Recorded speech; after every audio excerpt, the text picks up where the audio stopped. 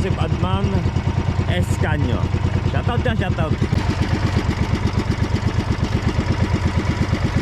Nagulat kami mga kalogs, talagang wow. Pupuntahan ko si paring Japper Sniper, di ba? Nagbenta ako ng isda doon. Diyan, Japper. Sabi pa, ayos ng buhok eh. Bukas naman dito. Nanggigigil ako sa inyo.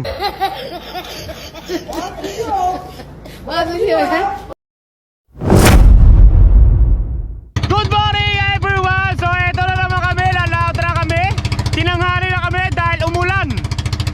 Nagpatila lang kami ng ulan para lumad kami na aswang. Ayan. Kasi tanghali rin naman ang higit. Kaya yun, okay lang na tinanghali tayo. Mag-alas 7 pa lang naman. So maraming bangka mga kalaws. Ang daming bangka. Baka may mga kanaw-kanaw. Teka, malabo ata ating GoPro. Ayan. Ano, may mga bangka-bangka dyan. Siguro di nyo lang makita. Pero kami kitang-kita namin dahil bangka. Nagkakahagada, baka may kanaw. Kaya may ikisali tayo. Fishing adventure tulingan. Let's go mga kalaws. Sana makahuli ulit kami ngayon para bilhin ulit ni paring Japper Sniper. Kasi ang mangyayari, usapan naman ni paring Japper Sniper, sa kanya ibebenta, tapos iipunin kong bayad. Kahapon hindi ko siya pinagbayad, iipunin ko yung bayad para maipon na maipon sa inyo. Alright mga kalaws, let's go!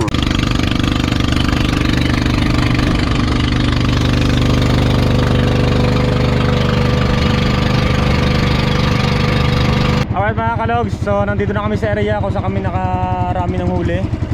Ito sa area ng are. Ito yung tinatawag na talim. Yung bundok na yan.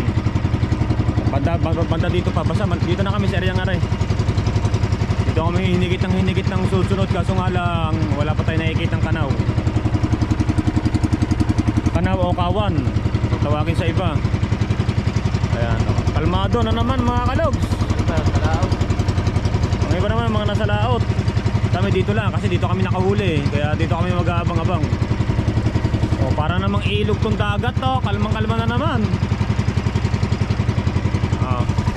Sabi nagtatanong bakit daw wala kami lagay ng GoPro doon. Wala talaga. At hindi naman scripted joke. Kita-kita nyo naman na kami ay humuhuli kami ng isda ay talagang buhay pa. Buhay na buhay pa. Kita nyo naman mga umaalpas pa nga yung iba. May nag-comment kasi para daw dito to. Bakit daw wala kaming lagay doon para kita-kita to yung ginagawa namin. Nagkatalo walang lagayan. Mga kalaw, sa sunod gagawa natin ang lagayan yung ating GoPro doon sa unahan para kita-kita nyo talaga yung action namin. Ayan. Kaya dito muna tayo magpapaikot-ikot sa tapat ng talim hanggat magtanghali, kasi tanghali talaga umihigit yung mga isda dito. Wala pa tayo nakikitang kawan o kanaw. Dito lang tayo dito. Sinatolits, hindi ko alam kung saan umarya. Tsaka mga kuya ubit. At tsaka yung iba pa. Ang iba kasi lumaot yung nabalita na may huli tayo. Kaya ayan, maya maya magkikita-kita tayo niyan ng mga yan. Alright, so fishing adventure ulit tayo ngayong araw na to. Kaya tara na, let's do this mga kalogs. Update at tugon. Mga kalogs, ang ganda ng panahon natin ngayon dahil walang araw. Kulimlim. Kaya sobrang kalma. Ewan ko kung may dito yung mga araw. Sobrang kalma. Wala pa rin kami makitang kanaw o kawan mga kalogs. Ay, shoutout nga pala. May nagpapa-shoutout nga pala sa akin dito.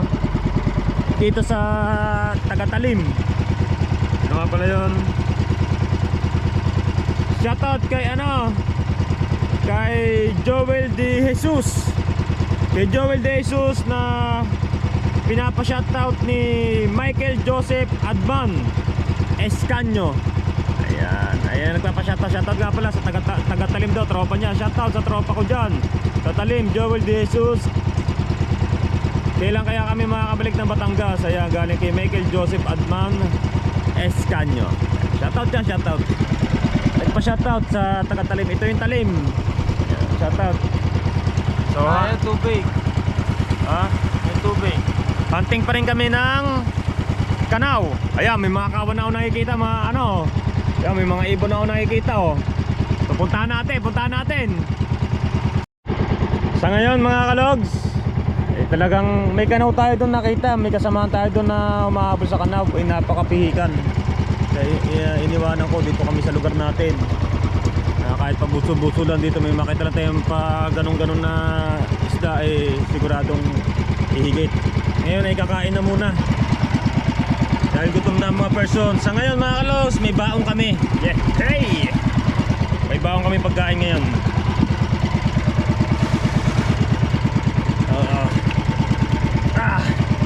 Baong namin pagkain ay ito. Baso na tayo.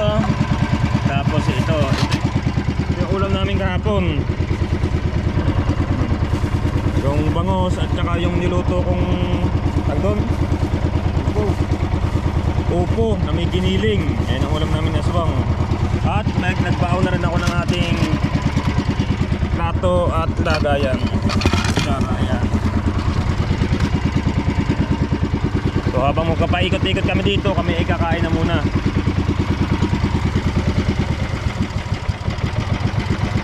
Kaya lang kahina. Ikot-ikot tayo dito. Kasi baon na tayo ngayon, sa ngayon.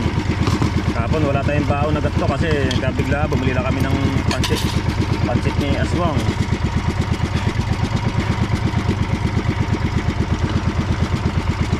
Para may lakas tayo ng mati pangangatawan pag tayo nakakita ng malupitang isda. Ayan o. Upo. Saling mo na lahat. Oo.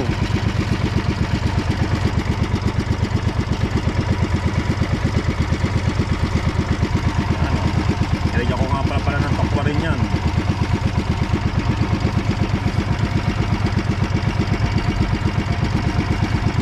Dito. Ito bangos. Oo. Ulam namin kagabi tinake out na namin. Tinali ko pa rin yan kanin. Extra rice. Alright mga kalos, kakain lang kami ni aswang. At sa mga panood dito, kain po tayo. Baka mapapasabay kayo ng kain sa amin. Kaya kain tayo. Medyo kulimlim, walang may araw kaso takip ng mga kaulapan. Kain tayo, kain. Kain. Update mga kalos, nagsama-sama na kami dito kay Ube, kay Hinon, tsaka si Do. Sa ngayon, ang update natin si Do, asawa ni Prosen. Ngayon ang update natin wala huli. Ang Kuya Hino wala rin huli. Si Do lang ang may huli. Kami wala rin kami huli. Si Do 4 ang huli. Ang lalaki pa, gulyasan. May humihigit sa amin mga kalogs. 2 beses kami hinigit ni aswang. Isa sa akin, isa rin kay aswang. Puro putol.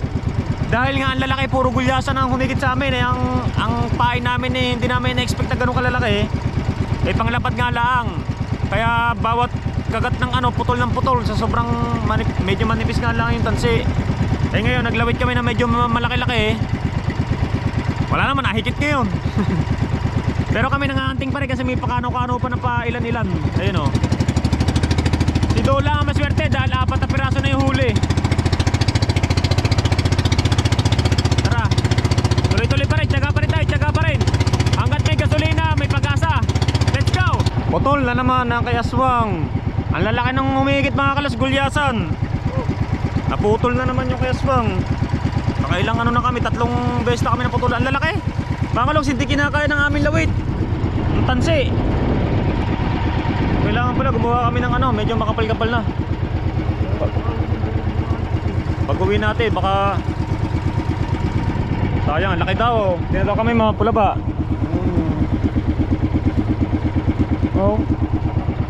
Sayang, ang laki daw. Lalaki ng umigit. Nawala yung kanaw tuloy. Pinatay ko na makina, bigla naman bumitaw. Bigla na bumitaw. Nga. Tara. Uuwi na kami! Alauna na! Mag-aalauna na pala. Sige nga, anong oras na natin? Alauna 3. Mga kalogs, wala kami huli. Woo! Talaga naman. Ang dami nangyari ngayong araw na to. Wala, hindi kinakaya ng aming tansi. Yung ginagawa kasi yung panghuli namin pang mga pang mga mangilo. ang humihigit sa amin mga ano, mga gulyasan na mga kalogs, mga 5 kilo, 4 kilo isa.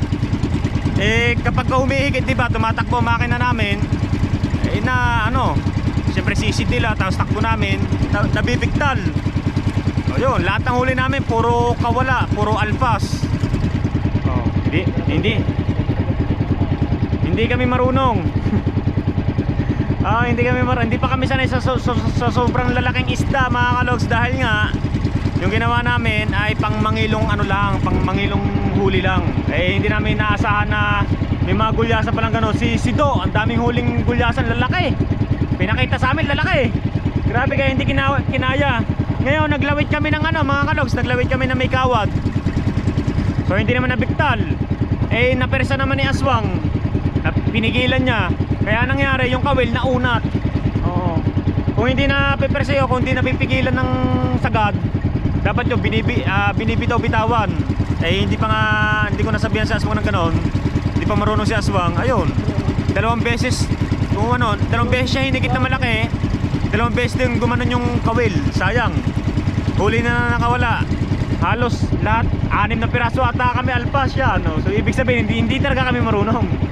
Hindi ko naman sinasabing dalubhasa ako dito.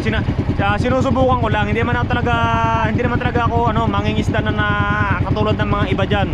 Si Otor Seji talagang na dito. Bihasa na sa garto si Otor Seji. Ako talaga pasubok-subok lang, kahit paano, kahit pasubok-subok lang ako, kahit wala akong alam, wala akong kwenta sa panghuli, lagi nakakawala sa amin yung isda. At least sinusubukan ko yung best ko, sinusubukan ko yung nalalaman ko kahit konti. At least natatry ko. So hindi ganun kadali talaga mga kalogs. Maraming mga estratehiya o strategy na gagawin sa mga gato, lalo na yung kanina, ang lalaki. Nagulat kami mga kalogs, talagang wow. Talagang mapapaa ka talaga sa Aswang. Sugat-sugat lang kamay ang Dala pala, parang ayoko lang umila yung malalaki. Parang ayaw nyo na umila. Tatry ulit natin bukas at gagawa muna ulit tayo ng panghuli sa ganung kalalaki. Yung mabisa. Para huli na huli.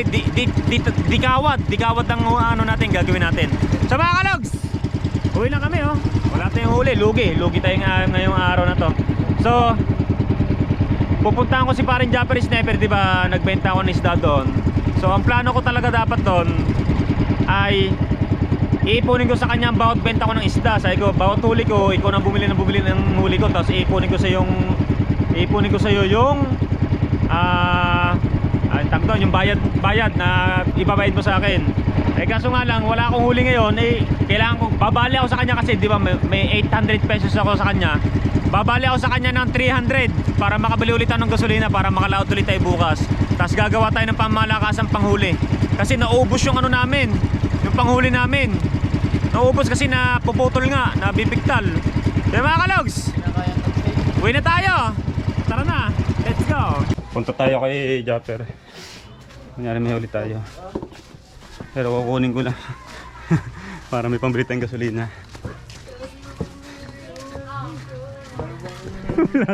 May huli ka, isang lapad. Isang lapad na maliit. Si Dulo ang sinuwerte. Nahigit lang, alpas naman. Nahigit din ako. Diyan, Japper. Tulog ba?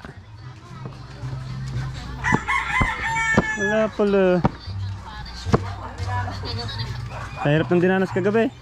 Parang doon, daming huli. Dami nga. Yun ang sinuwerte sa amin ngayon. Siya ang sinuwerte sa amin ngayon. 2 kilo nga isa. May malaking huli yan 2 kilo isa. Ay, maliit pa pala. Ayaw, ilang huli niya? Maliit daw yung 6 na alpas. Puro putol lang aming tansi. huli niya. Wala. Puro putol ng tansi namin. Nadali kami ng malalaki. Sabi ni parang daw, si Tonton lang pala inaantay ng tulingan.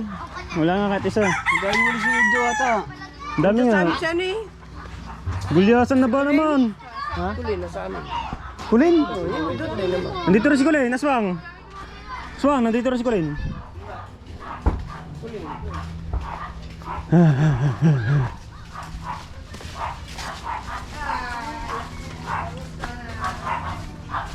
Nandiyan ba si Kulin? Nandiyan? O daw agad Tulog si Japper, tulog daw.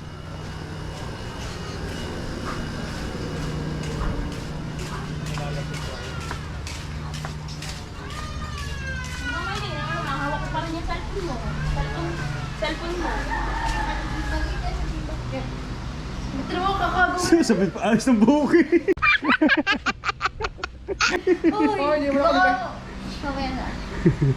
Nahuli ka? Ginagawa, wala nga eh. Puro alpas na huli na, puro puto lang tansi. Nakikitambay. Gusto daw niyang tumambay. Wala daw kayo doon. Ha? Wala daw kayo sa inyo. Wala kuryente? Wala daw kayo sa inyo.